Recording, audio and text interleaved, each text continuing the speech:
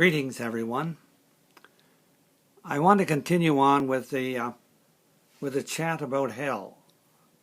Not a very enjoyable talk, perhaps, but on the other hand, one of the things I often find is one of the most often asked questions from people to me is there a hell? And that's particularly true when people are seriously ill or what have you, and they wonder what's going to become of them. Now, in last week's presentation or posting, I pointed out that there is no hell of the damned. I want you to understand that very clearly, that hell was an invention of the theologians of about the 4th century. You see, they had the idea about God, and even people have that same idea today even, and I think that's unfortunate. But their idea of God was that God was a God of requirements, so you had to measure up. God was loving people conditionally, that God judged and condemned people, and therefore to punish them there had to be some place where God could send people to punish them. So what happened?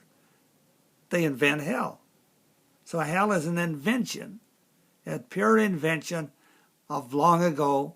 It's been part of the traditional belief system down through the centuries, but it's time. It's more than time to acknowledge that hell was only an invention of people and there is no such thing as hell. That has to be understood clearly.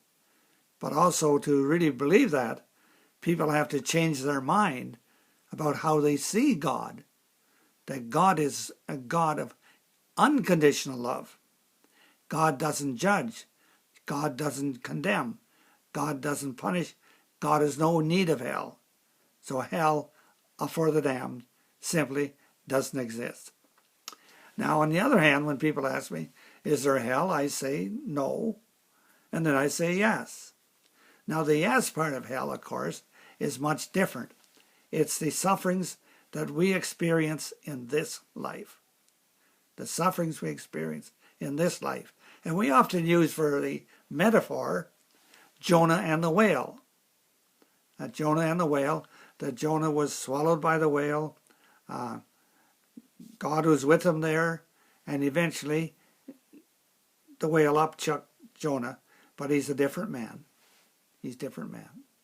And so with us, we can have all kinds of, if we think of that image of the belly of the whale, there can be a lot of things which gives us that experience of isolation, of oppression, perhaps depression, and a lot of other things, whatever we experience, particularly if we are diagnosed, say, with cancer or another serious disease, or a loss of a friendship, the loss of a member of our family.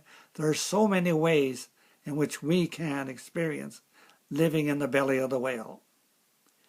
But you know, so many people over the years have come to me and said, I've just been to hell and back.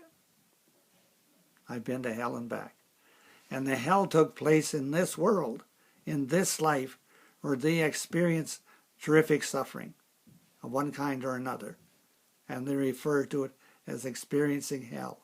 They've been to hell and back. And I think that helps us to understand that we can easily use that metaphor to describe our sufferings, however we are experiencing it. We can use that expression. And then that expression will tell us clearly just where it's at. And then the other thing is to realize that when we're in the belly of the whale, God is with us. God is with us. So many people ask me again the question, where is God when we're suffering? And I have to say, God is with you right in the midst, right in the middle of your suffering. There you will experience God. And you'll always experience God from other ways. You'll experience God by your ability to trust God, to hope in God, to persevere. You'll experience God by family and friends who come to love us, to encourage us, to support us, and to journey with us as companions on the journey.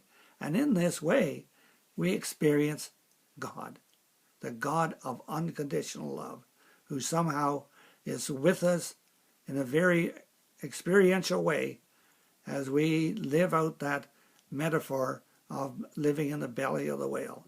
And it means that we eventually are able to say, I've been to hell and back, and this is who I am today.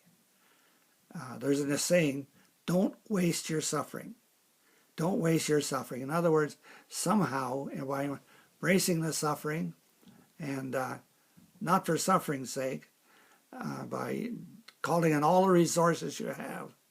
And for a lot of people, when they've in the belly of the whale, and they've been upchucked back into life, so to speak, they're able to see they have grown as a human being. As a human being, they are more humane. And there's been a transformation. And people will probably say to them, you have been experienced. You're a different person now than you were before you had so much suffering. God is with us, loving us always.